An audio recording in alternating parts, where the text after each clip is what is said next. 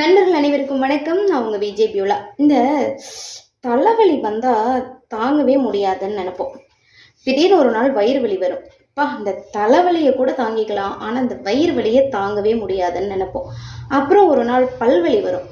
எப்பா எவ்வளோ பெரிய வலி வந்தாலும் தாங்கிக்கலாம், ஆனால் அந்த பல்லு வலி மட்டும் வந்துச்சுன்னா ஐயோ தாங்கவே முடியாது அப்படின்னு தோணும். அதுக்கப்புறம் ஒரு நாள் ஹை ஃபீவர் இருக்கும், சாப்பிடவே முடியாது. இந்த காய்ச்சலை மாதிரி ஒரு கொடிய ஒரு நோயினா எதுவுமே கிடையாது, இவ்வளோ கஷ்டப்படுத்துது அப்படின்னு நினைப்போம். அப்புறம் தொடர்ச்சியாக வரக்கூடிய இருமல், என்னடா இருமி இருமி வயிறு வலிக்குது, நெஞ்சும் வலிக்குது, என்ன பொழப்பு இது அப்படின்னு நினைப்போம். ஆனால் ஒவ்வொரு வலியையும் தாங்கி தாங்கி அடுத்தடுத்த வலிகளை எதிர்கொண்டு அதையும் ஃபேஸ் பண்ணி வாழ்ந்துட்டு தான் இருக்கோம் இல்லையா?